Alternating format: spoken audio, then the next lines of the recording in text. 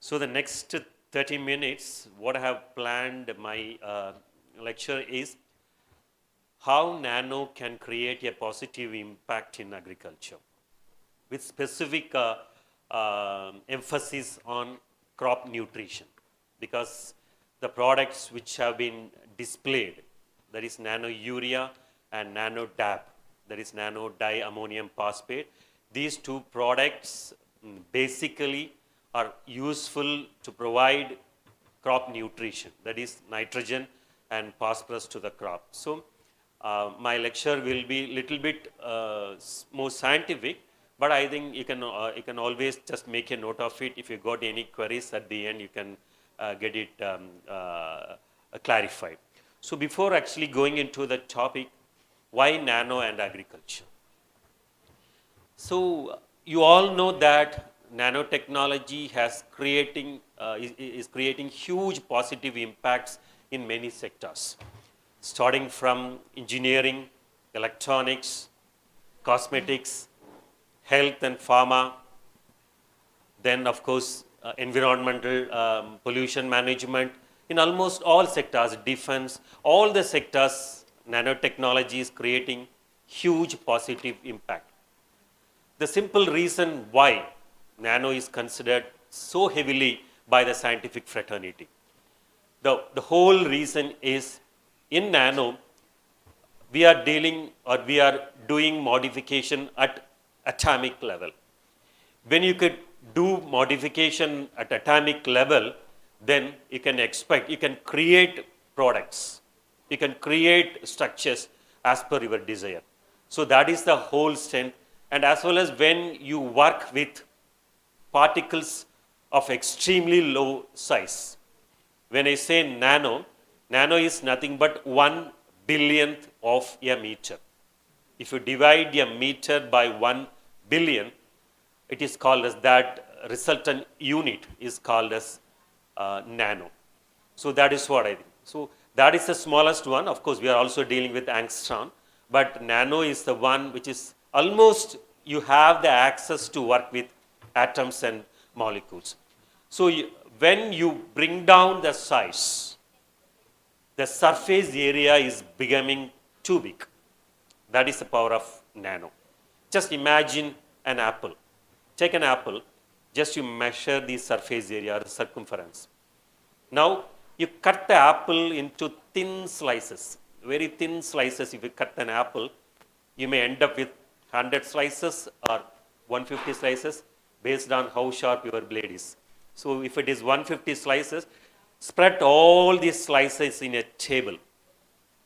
Measure the surface area, which is more than 150 times of an apple. The weight remains same, the mass remains same, but when you cut into small pieces, when you bring down the size, the surface area becoming very, very high. Now your next question is, what is the importance of surface area? Surface area is the one which contains a lot of reactive atoms. It contains a lot of reactive ions. The charged atoms are called as ions. So the surface area is having huge number of reactive species. Whether it is urea means the reactive molecules will be coming into the surface. So when you bring down the size, it enhances the surface area enormously. When the surface area is enhanced, it gives more atoms available for reaction. So this is the basic principle of nano. Simple. Weight remains same, but the number of atoms. When more number of atoms are there, then whether it is health or pharma or agri or electronics, whatever it may be, when the size is coming down and the reactive atoms are more available for metabolism or reaction, that brings a lot of changes. So that is one very good example is our cell phones. Some 10 years or 20 years back, you all imagine how cell phones were big and massive with less processing capacity. Now, thinner, slimmer and slimmer, yet more powerful. And it creates more storage.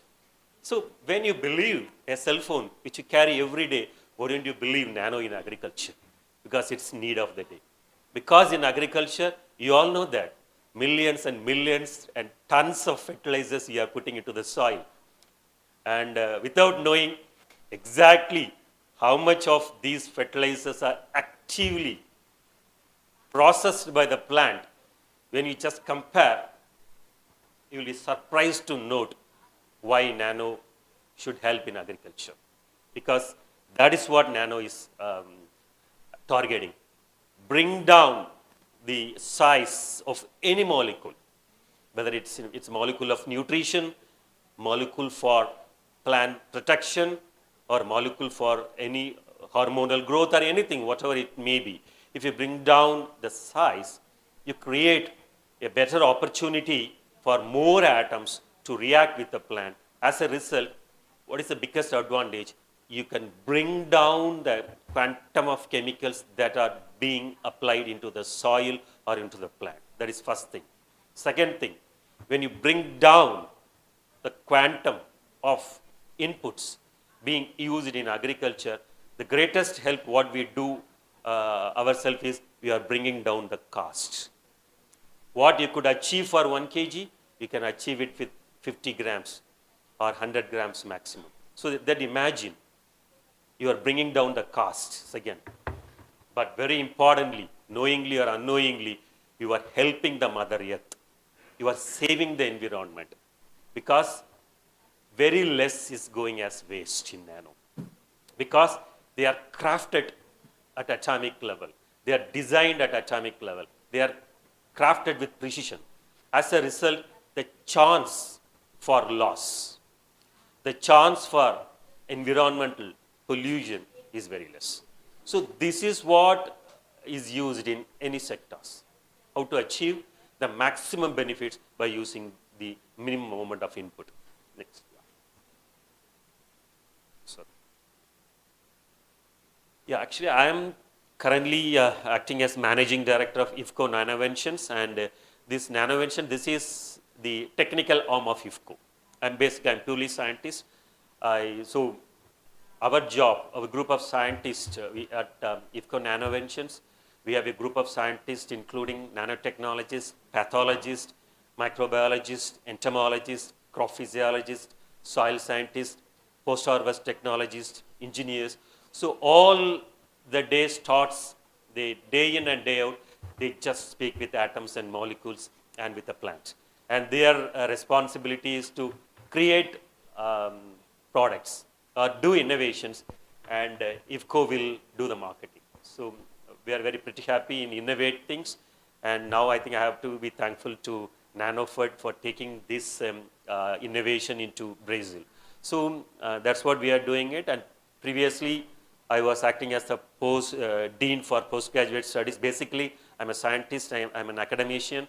Then for the past 3 years, I'm into the commercial, what I'm saying is research. That's what, if you want to define myself, basically I'm a scientist, but now I'm very happy to design molecules, products that could overcome the problems. This is nothing but need-based innovations or demand-driven innovations. That is what actually we are doing in IFFCO Nanoventions. And just probably, we have been talking because since 1950s or 60s, when urea was actually introduced in global agriculture to increase the production, since then, the usage of fertilizers has gone up like anything. And so now we are in a stage to rethink the strategy because of this overuse of these fertilizers, because less use efficiency. We are dumping much fertilizers into the soil, but if you see that use efficiencies, now it is coming down and down. So 30%, 20%, in the case of phosphorus, it's only 15%. If you apply 100 kg of a phosphatic fertilizer, only 50 to 20% is used. In the case of micronutrients, only 5%. So we are dumping too much of fertilizers, but at the end of the day, the use efficiency is very less, and it's creating not only minimizing the soil fertility, it creates pollution and nitrates, GHG emission, All these things are created, but the amount of yield increase, it's not happening. So this is called as yield plateau. Even after dumping so much of fertilizers into the soil, soil has come to a level where it cannot react further. As a result, the yield is stagnating, but we are putting more and more fertilizers without understanding that you have crossed that threshold level. The use efficiency is very less. So the prime message which I would like to tell is there is no point of keeping on applying these fertilizers into the soil without increasing the use efficiency. So if you could do from 15 to 30, 30 to 40, 40 to 50, if you could do, then there is no need to dump this much of fertilizers. That is the message which I would like to tell in this slide. So again, that's why I mentioned that since the introduction of urea, after that, there is no significant technological breakthrough in enhancing the use efficiency. So if you just see that over 60 years, the amount of mineral and fertilizers applied to the crops increased multifold, but whereas the yield is not increasing. Even in many cases, it's coming down. This is what means. So this means the N use efficiency or nutrient use efficiency, which may be defined as yield obtained per unit of available nitrogen, has declined sharply. This is happening globally, and certainly the same fact you can feel in Brazil also. So the use efficiency. So this is what each and wherever I attend any meetings, any symposium, any scientific conference, everyone talks about how best we can increase the use efficiency. When everyone thinks about use efficiency of increasing it, then automatically the solution should come from nano. Yeah, this is what. So what is the way forward? Increasing the use efficiency, reduce or limit use of fertilizers. So both should go hand in hand. Use efficiency increase, and if you do that one, you can bring down the cost and everything.